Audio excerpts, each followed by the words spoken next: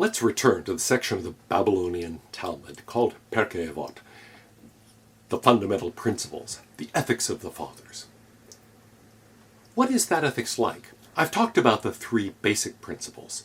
Be not hasty in judgment, bring up disciples, and erect safeguards, ramparts, fences around the law, protect the law, and transmit it to the next generation. But what is the rest of the ethics like? After all, the Ethics of the Fathers is a chapter that goes on for some time, and it collects sayings from a wide variety of rabbis of the 1st century BC, 1st and 2nd century AD, and all of those rabbis are telling you something about how to live. Now, what emerges there, I think, is built on that idea of preserving and strengthening, passing on a tradition, a civilization, a religion, a way of dealing with God and with other people. But there are many more specific principles contained in it, so let's talk about some of those. The first one is really the fear of God, respect for God, a concern for God. After all, if we are to love God with all our heart, soul, mind, and strength, that's going to be the very first concern. And indeed it is. Rabbi Gamaliel says, "Do his will as if it were thy own, that he may do thy will as if it were his. Annul thy will before his, that he may annul the will of others before thy will." In other words, thy will be done. Do the will of God. And if you are careful to abide by the principles of God and to keep God in mind, then God's will be your will. And God will then what you are willing, because after all, you're willing God's will. So that's the way to organize your entire life. Do the will of God.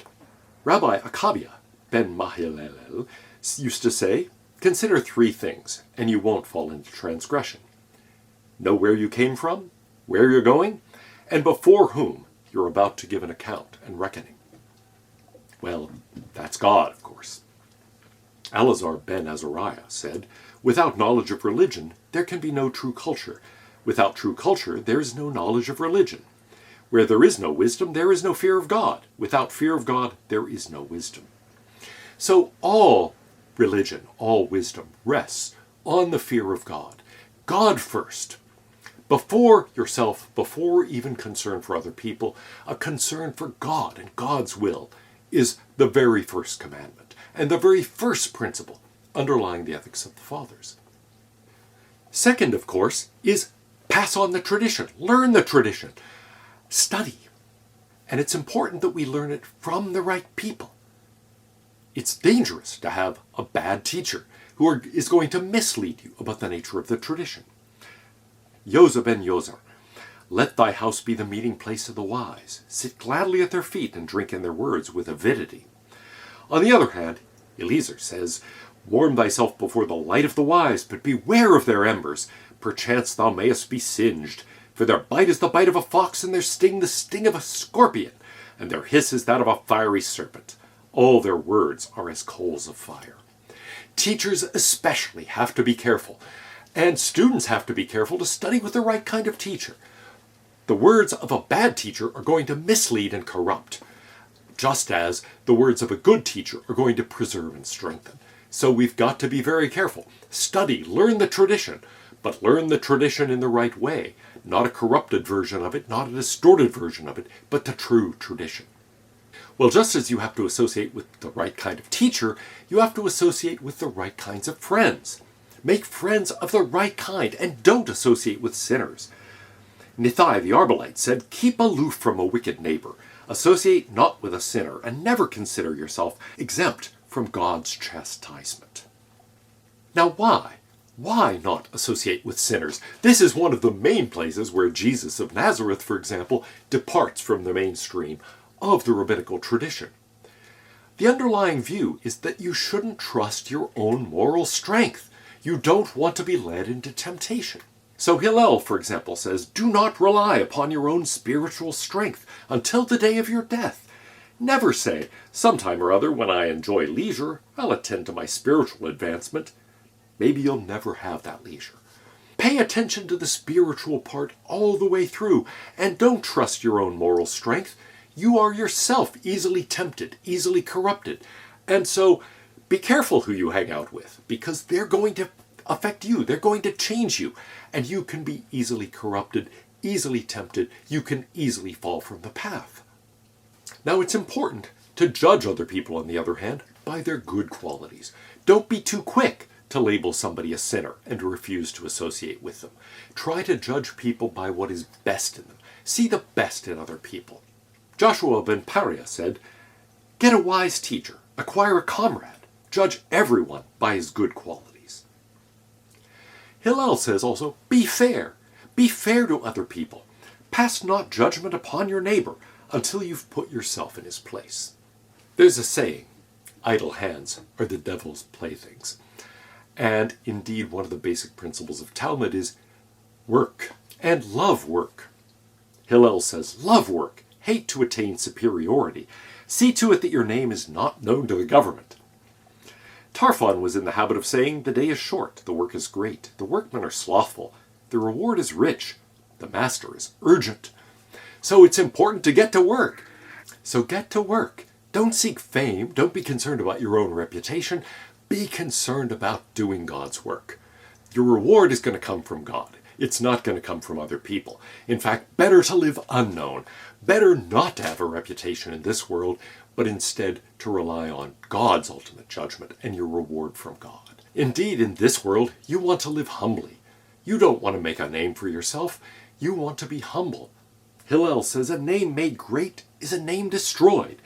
He who increases not decreases. He who will not learn from his masters isn't worthy to live. He who uses his knowledge as a tiara perishes. In other words, don't learn just so you can show off. That's not the point of it at all. You want to learn. You want to work in order to serve God. Be concerned with serving God. Be humble. Recognize that you are a mere lowly worker in the vineyards of the Lord.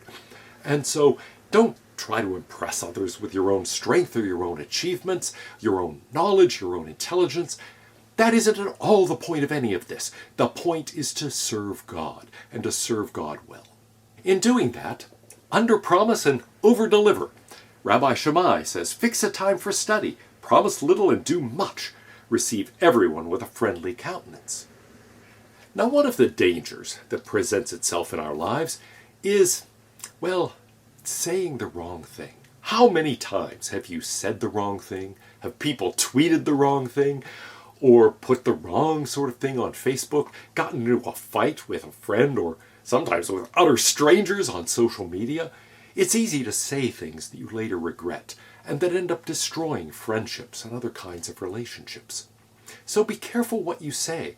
And also be careful because it is easy to corrupt people, easy to create a false belief, easy to give rise to a desire that is an unhealthy desire. And so be very cautious in speech. Simeon said, all the days of my life have been passed among sages. I've never found anything better for a man than silence. And the discussion of the law isn't of such import as is the practice thereof. He who talks much can't avoid sin. So be cautious in speech. If you don't say anything, you won't say anything stupid or foolish or harmful. So better to be quiet. Another danger is that you don't pay attention to small things. You think of yourself as having your eye on the big picture, and that's important. But it also can mean you neglect small things, that you don't pay small bills, that you don't return small favors, that you don't pay attention to smaller obligations. There's a real danger to that. For one thing, you don't know what God thinks of as important and what God thinks of as unimportant. Your values are not God's. Your measuring stick is not God's. So don't presume that you know what's important and what's unimportant. The other point, however, is simply that small things have a tendency to grow. Ignore the small things. Make small mistakes. They add up to large mistakes. They grow. So Rabbi Judah the Prince says, in choosing the right path, see that it's one that's honorable to yourself and without offense to others. Be as scrupulous about the lightest command as about the weightiest, for nobody knows the result of his actions. Weigh the present temporal disadvantages of a dutiful course against the reward of the future, and the present desirable fruits of a sinful deed against the injury to your immortal soul. In general, consider three things, and you won't fall into sin. Remember, there is above you an all-seeing eye, an all-hearing ear, and a record of all your actions. Ben Azai said, "Hasten to fulfill the commandment of little importance as if it were of much importance, and flee from all manner of sin, for the fulfillment of one precept brings about that of another, and one transgression brings about another. For the reward of virtue is virtue itself. The reward of sin is sin." A basic principle of the Talmud is that theory and practice need each other. Rabbi Gamaliel, the son of Jehuda the prince, said, "Beautiful is the study of the law, the Torah, when conjoined with a worldly avocation. For the efforts demanded by both stifle all inclination to sin. But study which is not associated with some worldly pursuit must eventually cease, and it may lead to iniquity. Beautiful is the study of the law, together with the ways of the world," it's sometimes translated. The Aramaic term is derech haretz, that is to say, a worldly avocation, involvement with the world, the ways of the world. So beautiful is the study of the law, together with the ways of the world. You have to be involved in the world. Study that has no connection to the world is not going to persist. It won't allow you to maintain that course of study as long as you should. On the other hand, ways of the world without study, then you are aimless. You are like a ship without a rudder, an airplane without a pilot. You need to steer according to the law. On the other hand, you need the energy, the drive, the concern that is involved with involvement with the world. So study the law, yes, but also pay attention to the ways of the world. I think one of the most important statements in Talmud is this one, and it's been translated in a variety of ways. Hillel said, "Where a man is needed, endeavor to be that man." Where someone is needed, endeavor to be that someone. Another translation is, "Where there are no men, strive to be a man." So we can take this as a call to masculinity, to step up and be courageous, to stand up for those who need standing up for when no one else will do it. But another way, a broader way of taking it, is simply, when somebody's needed, be that someone. Volunteer to do that job. It's easy to have certain things not be done simply because no particular person has any obligation to actually do that job. Psychologists refer to this as a problem of distributed obligation. If lots of people are around and someone suddenly falls down and appears to be ill, people tend not to help. On the other hand, if a few people are around or only one person is around and somebody falls, that person will almost always go over and offer to help. It's important that in situations where there are lots of people who could help, but nobody in particular has that obligation, that someone step up. And this is saying when somebody's needed, step up and be that someone. Volunteer to do the job that needs doing, even if it isn't in particular your responsibility. Make it your responsibility. Hillel's most famous statement pertains to, you might say, the relationship between altruism and prudence. It pertains to a concern for yourself and how to balance it with a concern for others. It has to do with how we balance a view from here, from ourselves, with a view from nowhere, as some philosophers have put it, or maybe a view from elsewhere, other people's points of view. Both have to be taken into account. We can't ignore one and place whole stress on the other.